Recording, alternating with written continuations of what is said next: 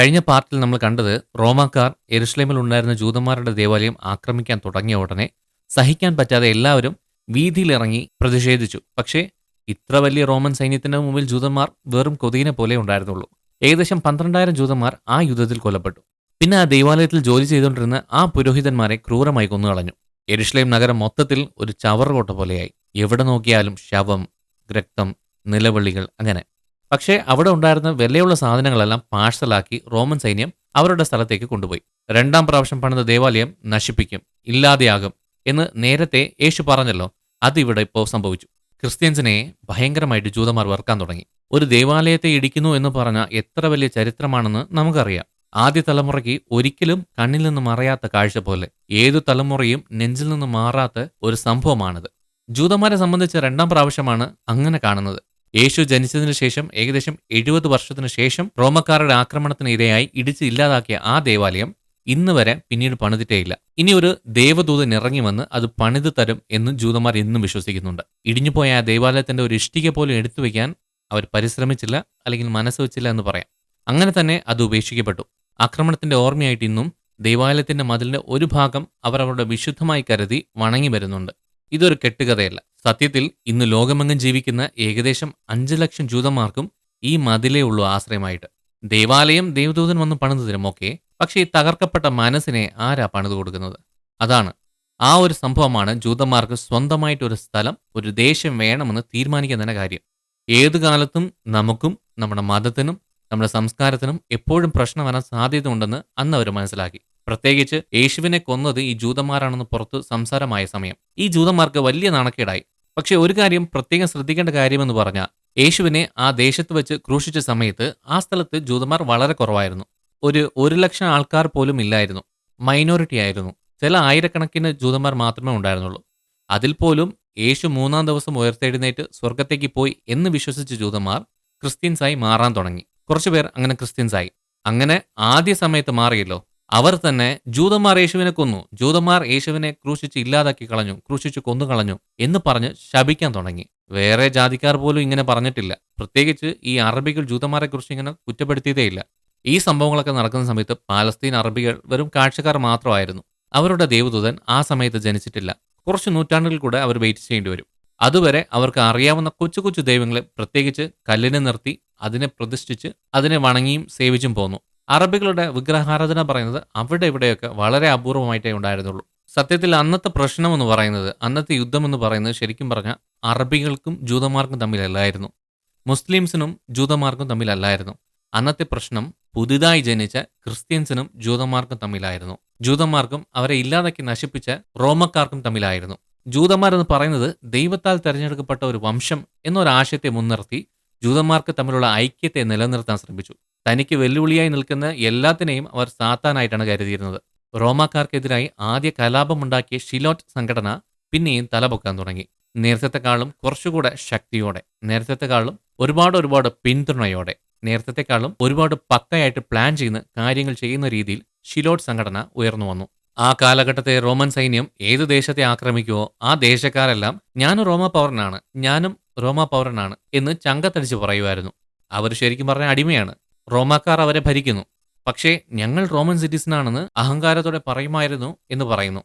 അങ്ങനെ ഒരു ദേശം പിടിച്ചു കഴിഞ്ഞാൽ ആ സ്ഥലത്തിന്റെ സാമ്പത്തിക വ്യവസ്ഥ, വിദ്യാഭ്യാസം, ഇതൊക്കെ റോമൻ രാജാക്കന്മാർ നന്നായിട്ടാണ് ചെയ്തുകൊണ്ടിരുന്നത്. അങ്ങനെ നല്ല പഠിച്ച് സമ്പദ് വ്യവസ്ഥയിൽ കുറച്ച് നന്നായിട്ട് കയറി വന്ന ആൾക്കാരൊക്കെ റോമൻ ഭരണത്തെ നന്നായി സ്വീകരിച്ചു.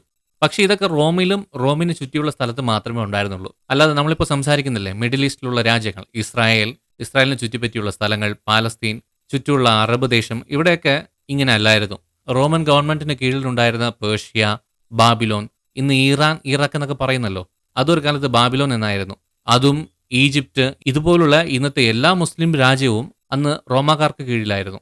അവിടെയൊക്കെ സാമ്പത്തിക വ്യവസ്ഥ വളരെ ദാരുണ്യമായിരുന്നു. മൊത്തം ദാരിദ്ര്യം. വിദ്യാഭ്യാസം എന്ന് പറയുന്നത് ഉയർന്ന ജനവിഭാഗങ്ങൾക്കും പ്രധാനപ്പെട്ട ആൾക്കാർക്ക് മാത്രമേ ഉണ്ടായിരുന്നുള്ളൂ. വെറുതെ വേണമെങ്കിൽ ഞാനും റോമാ പൗരനാണെന്ന് പറയാം എന്നല്ലാതെ സത്യത്തിൽ അവർ വളരെ പരിതാപകരമായ അവസ്ഥയിലാണ് ജീവിച്ചു പോകുന്നത്. അവരുടെ വിളവ്, ആദായം എല്ലാം റോമാക്കാർക്ക് പോകുന്നത് കൊണ്ട് ദാരിദ്ര്യം മാത്രമേ ഉണ്ടായിരുന്നുള്ളൂ. എങ്ങനെങ്കിലും 3 നേരം കഴിക്കാൻ നമ്മുടെ കയ്യിൽ ഉണ്ടായാൽ മതി എന്ന് പറഞ്ഞ് ഇടുങ്ങിയ ചിന്താഗതിയിൽ ജീവിക്കാൻ തുടങ്ങിയ സമയമാണത്. ഈ സമയത്താണ് ഇസ്രായേലിൽ ജൂതന്മാരുടെ വിപ്ലവ സംഘടനയായ ഷിലോറ്റ് പുതുജീവൻ പ്രാപിച്ച് എഴുന്നേറ്റത്. പാലസ്തീന് പുറത്ത് താമസിക്കുന്ന ജൂതന്മാർ അവരെ പിന്തുണച്ചു.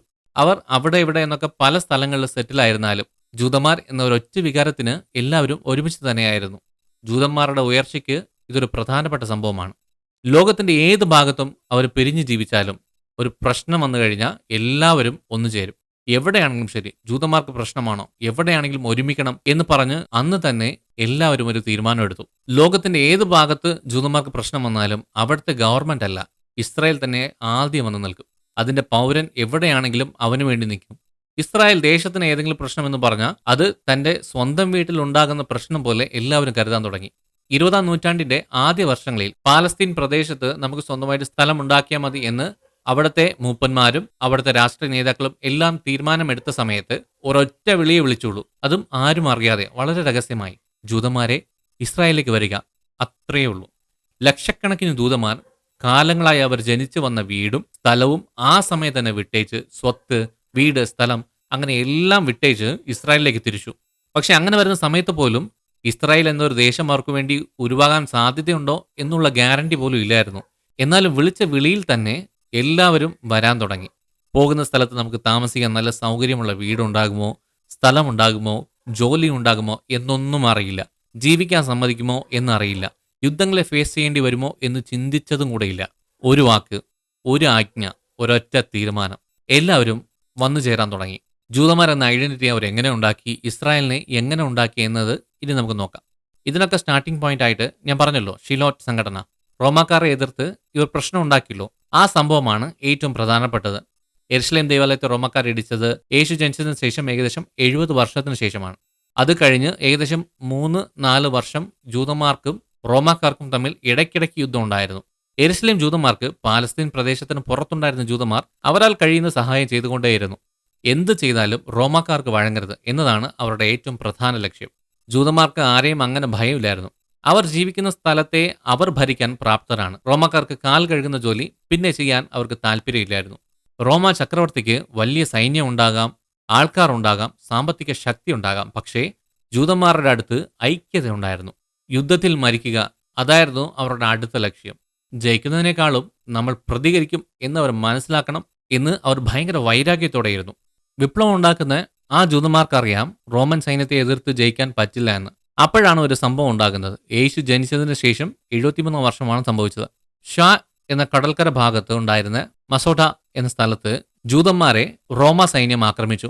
ഇസ്രായേൽ ചരിത്രത്തിൽ ഇങ്ങനൊരു ഭയാനകമായ സംഭവം സംഭവിച്ചിട്ടില്ലെന്ന് പറയാം. ഇനി ജീവിതകാലം മുഴുവനും യുദ്ധവും മരണവും അവരുടെ ജീവിത ഭാഗമാണെന്ന് തീരുമാനിച്ച ജൂതന്മാർ ഒരു ഭാഗത്ത്, ജൂതന്മാരെന്താ, ജൂതന്മാരുടെ പട്ടി പോലും ഇനി ജീവനോടെ ഇരിക്കാൻ പാടില്ല എന്ന് പറഞ്ഞു ഭയങ്കര ദേഷ്യത്തോടെ യുദ്ധം ചെയ്യുന്ന റോമ സൈന്യം മറുഭാഗത്ത്. റോമാക്കാരെ സംബന്ധിച്ച് ജൂതന്മാർ സ്വന്തം ദേശം എന്നുണ്ടാകുന്ന പ്രശ്നത്തെ അടിച്ചമർത്തുന്നത് അതൊരു ഭാഗമാണ്. ജൂതന്മാർക്കോ സ്വന്തം ദേശം എന്ന് പറയുന്നത് നിസാരം ഭൂമിയെ സംബന്ധിക്കുന്ന വിഷയമല്ല, അവരുടെ ആത്മാഭിമാനമാണ്. വളരെ ക്രൂരമായ ആക്രമണമായിരുന്നു അത്. എങ്ങനെയാണെങ്കിലും റോമാക്കാരെ ജയിക്കില്ല എന്ന് ജൂതന്മാർക്ക് അറിയാമെങ്കിലും അവർ അവരുടെ പ്രതിഷേധം കാണിച്ചു. എന്നാൽ റോമാക്കാരോ നേരിട്ട് യുദ്ധം ചെയ്യാൻ ഇഷ്ടമല്ലായിരുന്നു. ഗൊറില്ല യുദ്ധമായിരുന്നു അവർക്കിഷ്ടം. രാത്രി സമയത്ത് ഗ്രാമങ്ങളിൽ കയറി വീടിന് തീ വയ്ക്കുക, ഞെട്ടി പേടിച്ച് പുറത്തേക്ക് ഓടുന്ന ജൂതന്മാരെ വെട്ടിക്കൊല്ലുക, കുഞ്ഞുങ്ങളെ കഴുത്തിന് പിടിച്ച് പൊക്കി ഞെരിച്ചു കൊല്ലുക, അവരുടെ ശവങ്ങളെ കടലിൽ എറിയുക, കണ്ണിൽ കാണുന്ന സ്ത്രീകളെ പീഡിപ്പിച്ച് കൊല്ലുക എന്ന് പറഞ്ഞ് ആക്രമണത്തിന്റെ പട്ടിക ഇങ്ങനെ നീളുന്നു. ഇത് മതിയാകാതെ ജൂതന്മാരുടെ കന്നുകാലികളെല്ലാം കൂടെ വെട്ടി തെരുവുകളിൽ എറിഞ്ഞു കളഞ്ഞു. വീടുകളെ ഇടിച്ചു, സ്കൂൾസും പള്ളികളും പൊളിച്ച് കത്തിച്ചു. റോമാ സൈന്യത്തിന്റെ കയ്യിൽ പെടാൻ ആഗ്രഹിക്കാത്ത പല ജൂത കുടുംബവും അവരുടെ കയ്യിൽ പെടുന്നതിനേക്കാളും ആത്മഹത്യ ചെയ്യുന്നത് നല്ലതെന്ന് പറഞ്ഞ് ഒരുപാട് കുടുംബം ആത്മഹത്യ ചെയ്തു. കുടുംബത്തിന്റെ തലവന്മാർ അവരുടെ ഭാര്യ മക്കളെ ആദ്യം കൊന്നിട്ട് അതിനുശേഷം താനും മരിക്കുമായിരുന്നു. 1-2 അല്ല, 100 കണക്കിന് കുടുംബം അങ്ങനെ ആത്മഹത്യ ചെയ്തു. മരണത്തിന്റെ ഗന്ധം നിറഞ്ഞ ഈ ചരിത്ര സംഭവങ്ങൾ സംഭവിച്ച് ഏകദേശം 1900 വർഷം കഴിഞ്ഞാണ് ഇങ്ങനെ ഒരു മരണത്തിന്റെ പ്രളയം അവിടെ ഉണ്ടായെന്ന് പുറം ലോകം അറിഞ്ഞത്. ഈ മരണത്തിന്റെ ഗന്ധം നമുക്ക് അടിക്കാൻ 1900 വർഷം എടുത്തു എന്ന് എങ്ങനെ കണ്ടുപിടിച്ചെന്നറിയാവോ? നമുക്ക് സ്വാതന്ത്ര്യം കിട്ടിയ ആ കാലഘട്ടങ്ങളിൽ പാലസ്തീനിൽ നടത്തിയ ഒരു പുരാവസ്തു ഗവേഷണത്തിൽ നമ്മൾ സംസാരിച്ചല്ലോ യുദ്ധം. അതിന്റെ അവശിഷ്ടം ഓരോന്നായി കണ്ടുപിടിച്ചു തുടങ്ങി. ഓരോ ചെറിയ ചെറിയ ഗുഹയ്ക്കകത്തും ഏകദേശം 25 സ്ത്രീകൾ, പുരുഷന്മാർ, കുഞ്ഞുങ്ങളുടെ അസ്ഥിക്കൂടങ്ങൾ കണ്ടെത്താൻ തുടങ്ങി. കാർബൺ ഡേറ്റിംഗ് ചെയ്ത് നോക്കിയപ്പോൾ ആ അസ്ഥിക്കൂടങ്ങളുടെ വയസ്സ് വളരെ കറക്റ്റായിട്ട് കണ്ടുപിടിച്ചു. റോമാക്കാരുടെ കയ്യിൽ പെടാതിരിക്കാൻ ജൂത കുടുംബങ്ങൾ മൊത്തത്തിൽ ആത്മഹത്യ ചെയ്ത വലിയ സംഭവത്തിന്റെ ഒരു അധ്യായമാണത്. ഈ പ്രശ്നത്തിന് ശേഷം ജെറുസലേം ജൂതന്മാരെ കൈകാര്യം ചെയ്യാൻ റോമാക്കാർ ഒരു പുതിയ രീതി ആലോചിച്ചു. യെരുശലേം ദേശത്തിന്റെ ദൈവിക മഹത്വവും ആ ദൈവാലയത്തിന്റെ ഓർമ്മയും സ്വാഭാവികമായിട്ടും അവിടെ താമസിക്കുന്നവർക്ക് ഒരു ഭയങ്കര അഭിമാന ബോധമാണ് കൊടുത്തിരുന്നത്. ഈ ബോധമാണ് അവരെ ഈ ഭരണത്തിന് വിരോധമായിട്ട് പ്രശ്നം ഉണ്ടാക്കാൻ അവരെ പ്രേരിപ്പിക്കുന്നത്. ഇങ്ങനെയാണ് അവർ പ്രശ്നം ഉണ്ടാക്കുന്നത് എന്ന് ഊഹിച്ച റോമാക്കാർ ജൂതന്മാരെ സെപ്പറേറ്റ് ആക്കി ഭരിക്കാം എന്നൊരു തീരുമാനമെടുത്തു. അതനുസരിച്ച് യെരുശലേമിൽ ഒരു ജൂതന്മാർ പോലും ഉണ്ടാകാൻ പാടില്ല. ജൂതന്മാരെല്ലാം തീരദേശത്ത് പോയി താമസിക്കണം എന്ന് പറഞ്ഞു. ഈ തീരദേശം എന്ന് പറയുന്നില്ലേ, ആ സ്ഥലത്തിന് ഇന്നത്തെ പേര് ഗാസ. ഇപ്പൊ യുദ്ധം നടക്കുന്ന ഒരുപാട് പേർ അവരുടെ വീട് വിട്ട് ലക്ഷക്കണക്കിന് ആൾക്കാർ പുറത്തു പോകുന്നില്ലേ, ഇസ്രായേലിന്റെ ബോംബ് ആക്രമണം നടക്കുന്നില്ലേ, ആ ഗാസ ഭാഗത്താണ്. ആ ഭാഗത്തേക്ക് ജൂതന്മാരെ റോമാക്കാർ ഓടിച്ചു. അതൊരു നിയമമായി തന്നെ കൊണ്ടുവന്നു. ശരി, ആ തീരദേശത്ത് ജൂതന്മാരെ പാർപ്പിക്കാൻ തീരുമാനിച്ചു. പക്ഷെ അവിടെയും അവർ ഒരുമിച്ച് താമസിക്കാൻ പാടില്ല എന്നുള്ളത് കൊണ്ട് അവരെങ്ങനെ താമസിപ്പിച്ചെന്നറിയാവോ? കുറച്ച് അറബികൾ ഉണ്ടാകും, അതിൻ്റെ അടുത്ത് കുറച്ച് ജൂതന്മാരെ താമസിപ്പിക്കും. പിന്നെ അതിനുശേഷം കുറച്ച് അറബികൾ ഉണ്ടാകും, അതിൻ്റെ അപ്പുറത്ത് കുറച്ച് ജൂതന്മാരെ താമസിപ്പിക്കും. അങ്ങനെ എല്ലാവരെയും ഒരുമിച്ച് നിർത്താതെ സ്പ്ലിറ്റ് ആക്കി കളഞ്ഞു. ഇങ്ങനെ താമസിപ്പിച്ച ജൂതന്മാരുടെ കലാപം ഇല്ലാതാക്കാൻ പറ്റും എന്നൊരു പ്ലാൻ ഉണ്ടാക്കി ഇതെല്ലാം ചെയ്തു. പക്ഷേ ഗാസ ഭാഗത്ത് ചെന്ന് സെറ്റിലായ ജൂതന്മാരോ വേറൊരു സംഭവത്തെ വളരെ ഗൗരവമായി ചെയ്യാൻ തുടങ്ങി. കലാപം ചെയ്യുന്നതിനേക്കാൾ നമ്മൾ ചെയ്യേണ്ടത് വിപ്ലവമാണ് എന്ന് അപ്പോഴാണ് തീരുമാനിക്കുന്നത്. ഈ മസാഡ ആക്രമണത്തിനും നാശത്തിനു ശേഷം പാലസ്തീന്റെ തീരദേശത്ത് ജീവിക്കാൻ നിർബന്ധിക്കപ്പെട്ട് നമ്മൾ ഗാസ ഭാഗത്ത് ജീവിക്കണമെന്ന് വേറെ മാർഗമില്ല എന്ന് വിധിക്കപ്പെട്ട ജൂതന്മാരോ അവിടെ പോയി സെറ്റിലായി. ജീവിതം എന്നത്തെയും പോലെ പ്രശ്നം ഉണ്ടാകും. എന്നാൽ നാശം, നഷ്ടം, സ്ഥലമാറ്റം ഇതൊന്നും അവരെ തളർത്തിയില്ല. റോമാക്കാരെ എതിർത്ത് അവർ ചെയ്ത കലാപവും ചെറിയ ചെറിയ വിപ്ലവമെല്ലാം പരാജയത്തിൽ തന്നെ അവസാനിച്ചെങ്കിലും ഒരു ചെറിയ പ്രതീക്ഷ അവർക്കുണ്ടായിരുന്നു. യുദ്ധം കൊണ്ട് ജയിക്കാൻ പറ്റാത്തവരെ ബുദ്ധി കൊണ്ട് ജയിക്കണം എന്നവർ തീരുമാനിച്ചു. അതാണ് അവരുടെ ചിന്തയുടെ ഒരു ഷോർട്ട് നോട്ട്. പിന്നത്തേതിൽ നാം കണ്ട ചരിത്രത്തിൽ ജ്ഞാനികൾ എന്ന് പറഞ്ഞ ജൂതന്മാരാണ്, സയന്റിസ്റ്റ് എന്ന് പറഞ്ഞ ജൂതന്മാരാണ് എന്നൊക്കെ ഈ കാലത്തിൽ മാറി മറിഞ്ഞത് ആ സമയത്തെടുത്ത തീരുമാനമാണോ എന്തോന്നും അറിയത്തില്ല. ജൂതന്മാർക്കിടയിൽ ഈ ഒരു ആലോചന പറഞ്ഞത് ജൂത പുരോഹിതനാണ്. പ്രത്യാശ കൊടുത്തതും കുറച്ച് ജൂത പുരോഹിതന്മാരാണ്. റോമാക്കാർ ജൂത ദേവാലയം നശിപ്പിക്കുമെന്ന് മുമ്പേ കുറച്ച് വർഷങ്ങൾക്ക് മുന്നേ ദേവാലയത്തിൽ തന്നെ ജീവിച്ച ജോഹനാൻ ബി സക്കായ് എന്ന പുരോഹിതൻ നേരത്തെ പ്രവചിച്ചു എന്ന് പറയുന്നു. അദ്ദേഹത്തിന്റെ പേര് സക്കായ്.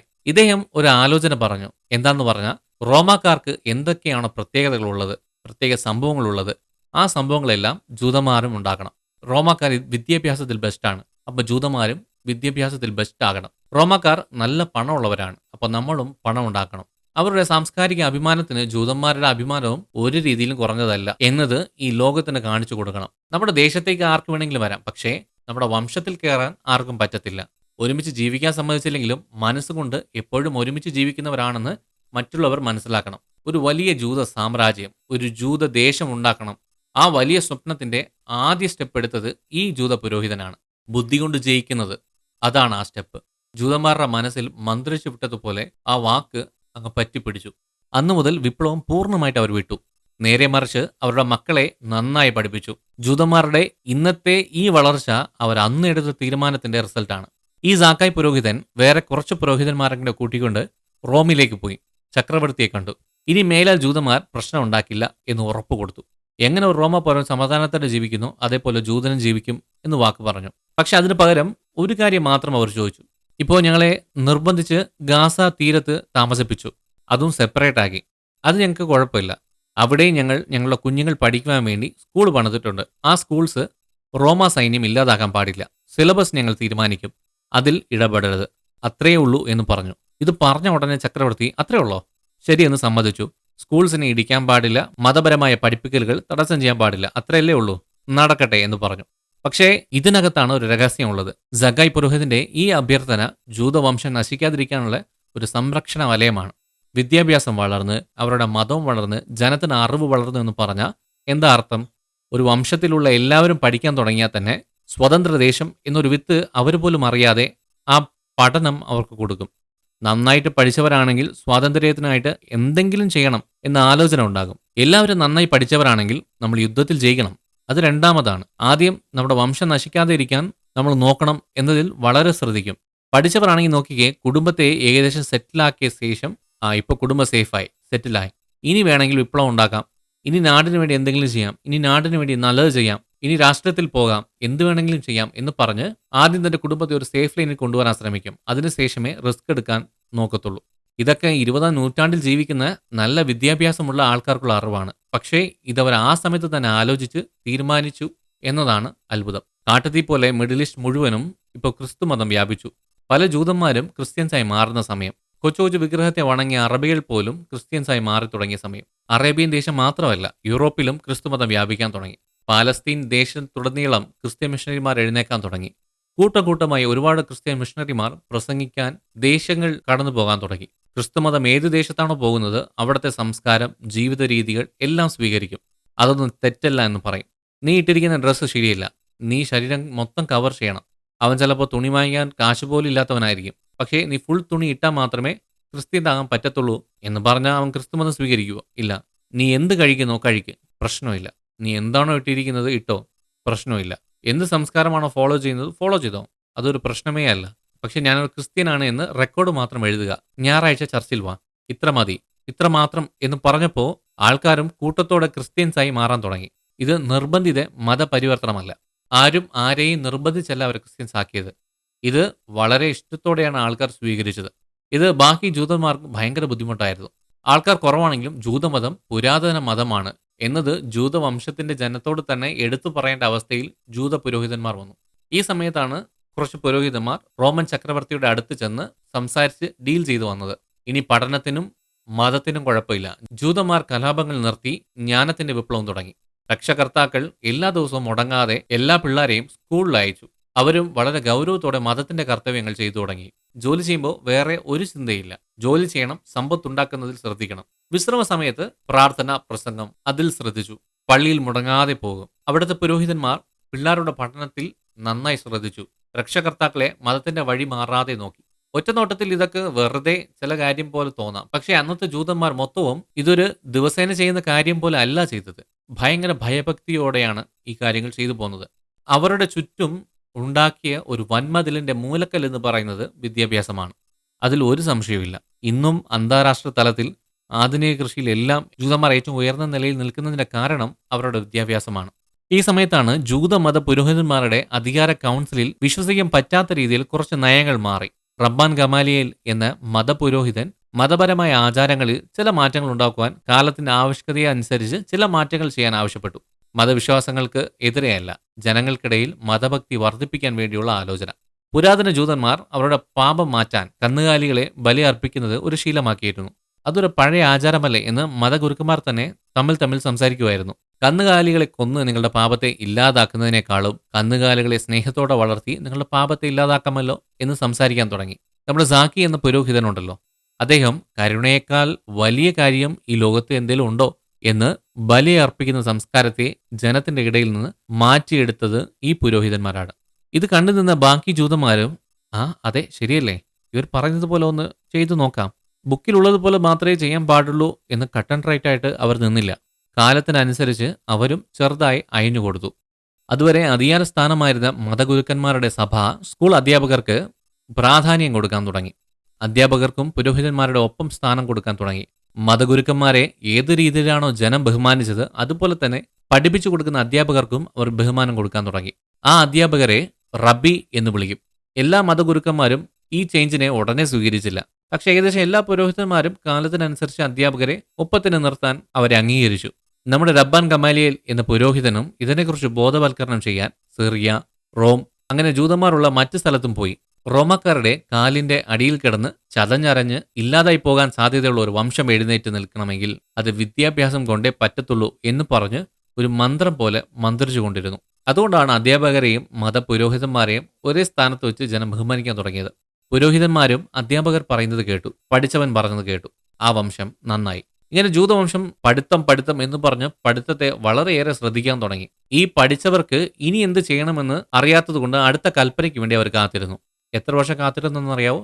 45 വർഷം. യെരുശലേമിൽ ദേവാലയം ഇടിച്ചതിന് ശേഷം അടുത്ത 45-50 വർഷങ്ങൾക്ക് ജൂതന്മാർക്ക് വേറെ ചിന്തയില്ലായിരുന്നു. പഠിക്കുന്നത്, പഠിപ്പിക്കുന്നത്, മത ആചാരങ്ങളെ നന്നായി ചെയ്യുന്നത്, ഈ മതത്തിനകത്ത് ആരും നുഴഞ്ഞു കയറാതെ സംരക്ഷിക്കുന്നത്, പിന്നെ കലാപം, വിപ്ലവം ഇതൊന്നും ചെയ്യാതെ അവനവന്റെ ജോലി നോക്കി ജീവിക്കുന്നത് എന്നതായിരുന്നു. ഇതൊരു സാധാരണ വിഷയമാണ്. പക്ഷേ അവർ അസാധാരണമായ ശ്രദ്ധയോടെ ചെയ്തു.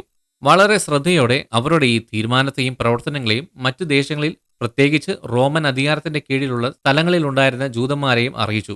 അവരോടും നീ ഇരിക്കുന്നിടത്ത് സമ്പാദിക്കുക, പിള്ളേരെ പഠിപ്പിക്കുക, ഇരിക്കുന്ന സ്ഥലത്ത് തന്നെ ഒരു സമ്പന്നനായി മാറ് എന്നൊക്കെ പറഞ്ഞു കൊടുത്തു. ഈ 45-50 വർഷം അവർ കാത്തിരുന്നു. ഇപ്പോ യേശുവിന്റെ ജനനത്തിന് 115 വർഷത്തിന് ശേഷം അവരുടെ കാത്തിരിപ്പിന്റെ വർഷങ്ങൾ തീർന്നു. ആദ്യമായി ഈജിപ്തിലും ലിബിയയിലും ഉണ്ടായിരുന്ന ജൂതന്മാർ അവിടെ ഉണ്ടായിരുന്ന റോമൻ അധികാരത്തിനെതിരെ വിപ്ലവം ഉണ്ടാക്കി. ഒരു ഭയങ്കര ശക്തി അവരെ നയിച്ചതുപോലെ അവർ കാണിച്ചു. ഈ രണ്ട് ദേശത്തിനും ഇത് എന്ത് പറ്റി എന്ന് മനസ്സിലാക്കുന്നതിന് മുമ്പ് തന്നെ മെഡിറ്ററേനിയൻ കടലിന്റെ അടുത്തുണ്ടായിരുന്ന സിപ്രസ് ദ്വീപിൽ ഉണ്ടായിരുന്ന ജൂതന്മാർ അവിടെ അധികാരത്തിലുണ്ടായിരുന്ന ഗ്രീക്ക് ഗവർണറിനെതിരെ വിപ്ലവം ഉണ്ടാക്കി. ആ ഭാഗത്ത് പോയി വരുന്നതിന് മുമ്പ് തന്നെ ഇപ്പുറത്തെ സൈഡിൽ മെസപ്പട്ടോമിയ എന്ന് വിളിച്ചിരുന്ന ഇറാഖിന്റെ റോമൻ അധികാരത്തിനെതിരെ അവിടുത്തെ ജൂതന്മാർ യുദ്ധം തന്നെ ആരംഭിച്ചു. ഇങ്ങനെ ഈജിപ്റ്റ്, ലിബിയ, സിപ്രസ്, ഇറാഖ് അങ്ങനെ ഒരു സമയം തന്നെ ഈ 4 ദേശത്തും ഉണ്ടായിരുന്ന ജൂതന്മാർ സ്വാതന്ത്ര്യത്തെ ആഗ്രഹിച്ച് വിപ്ലവം ഉണ്ടാക്കാൻ തുടങ്ങി. മിഡിൽ ഈസ്റ്റ് മുഴുവനും ഇത് വ്യാപിച്ചു. റോം ഹെഡ് ക്വാർട്ടേഴ്സ് ഇത് കണ്ട് വിഷമിച്ചു. 45 വർഷം മിണ്ടാതെ ഒരു പ്രശ്നവും ഉണ്ടാക്കാതെ വളരെ നിശബ്ദരായിരുന്നല്ലോ, ഇപ്പൊ പെട്ടെന്ന് ഈ ജൂതന്മാർക്ക് എന്ത് പറ്റി? ഈ പ്രശ്നത്തിന് കാരണം എന്താണ് അവർക്ക് മനസ്സിലായില്ലായിരുന്നു. ഇത് ഈ 4 ദേശത്തിലും ഒരുമിച്ച് സംഭവിച്ചപ്പോൾ ഞാൻ പറഞ്ഞല്ലോ, തീരദേശത്തെ ജൂതന്മാർ പാലസ്തീനിൽ ഗാസയിൽ ഉണ്ടായിരുന്നല്ലോ, അവർ ഇതൊന്നും കണ്ടതായി പോലും ഭാവിച്ചില്ല. അവിടെ നിന്നാണ് വിദ്യാഭ്യാസം വേണമെന്ന് പുറത്തേക്ക് സ്പ്രെഡ് ആയത്. എന്നാൽ ഈ പ്രദേശങ്ങളിൽ പ്രശ്നം നടക്കുന്നത് അവർ കണ്ടതായി പോലും ഭാവിച്ചില്ല. സത്യത്തിൽ ഇവരാണ് നാട് കടത്തപ്പെട്ടത്. ഇവരെയാണ് റോം ഇവരിരിക്കേണ്ട ജെറുസലേം ദേശത്തു നിന്ന് മാറ്റി ഗാസയിൽ പാർപ്പിച്ചത്. സത്യത്തിൽ വിപ്ലവം ഉണ്ടാക്കേണ്ടതെന്ന് പറഞ്ഞ ഇവരാണ്. പക്ഷേ ചുറ്റിലുമുള്ള എല്ലാ ദേശങ്ങളിലും പ്രശ്നം ഉണ്ടായപ്പോഴും ഇവർ ഒരു പ്രശ്നത്തിനും പോയില്ല. ചേട്ടാ, ഇവന്മാരെന്തിനാ പ്രശ്നം ഉണ്ടാക്കാത്തത് എന്ന് പറഞ്ഞ് റോമാക്കാർക്ക് മനസ്സിലാകുന്നില്ലായിരുന്നു. തലയ്ക്ക് പ്രാന്ത് പിടിച്ചെന്ന് പറയും. എന്തിനാ ഇവർ പ്രശ്നമൊന്നും ഉണ്ടാക്കാതെ ഇരിക്കുന്നത്? മറ്റെല്ലാ ജൂതന്മാരും ഉണ്ടാക്കിയല്ലോ, ഇവന്മാരെന്തിനാ ഉണ്ടാക്കാതിരിക്കുന്നത് എന്ന് പറഞ്ഞ് റോമാക്കാർ വളരെ പരിഭ്രാന്തരായി. ഇത് തന്നെ പാലസ്തീനിൽ ജീവിച്ച ജൂതന്മാരുടെ ആദ്യ ജയമെന്ന് പറയാം. കുറെ വർഷങ്ങൾക്ക് ശേഷം അവരുടെ മുഖത്ത് ഒരു ചിരി ഇപ്പോഴാണ് വന്നു കണ്ടത്. സൂപ്പർ അല്ലേ? ജൂതന്മാരുടെ ചരിത്രത്തിന്റെ കൂടെ തന്നെ പാലസ്തീന്റെ ചരിത്രവും നോക്കിക്കൊണ്ടാണ് വരുന്നത്. ജൂത മണ്ണിനെക്കുറിച്ചും പാലസ്തീൻ മണ്ണിനെക്കുറിച്ചുമാണ് നമ്മൾ നോക്കുന്നത്. എന്തിനാണ് മണ്ണ് എന്നും പറഞ്ഞെന്ന് പറഞ്ഞാൽ മണ്ണിൽ ജീവിക്കുന്ന മനുഷ്യൻ മാറാൻ സാധ്യതയുണ്ട്. ഈ പാലസ്തീന്റെ മണ്ണിൽ തന്നെ പാലസ്തീൻ അറബികൾ ജീവിച്ചു, ചില സമയത്ത് ജൂതന്മാർ ജീവിച്ചു, ചില സമയത്ത് രണ്ടുപേരും ഒരുമിച്ച് ജീവിച്ചു. അതുകൊണ്ട് പ്രശ്നം നടന്നുകൊണ്ടിരിക്കുന്ന പാലസ്തീൻ മണ്ണിനെക്കുറിച്ചും ഇസ്രയേലിയ മണ്ണിനെക്കുറിച്ചും ഇനി കുറച്ച് ഡീറ്റെയിൽ ആയി യേശുവിന്റെ ജനനത്തിന് ഒരു 110 വർഷത്തിന് ശേഷം എന്ത് സംഭവിച്ചു എന്നതിനെക്കുറിച്ച് ഇനിയുള്ള എപ്പിസോഡുകളിൽ നമുക്ക് കാണാം. കാത്തിരിക്കുക. നിങ്ങൾ ദൈവത്താൽ അനുഗ്രഹിക്കപ്പെട്ടവർ.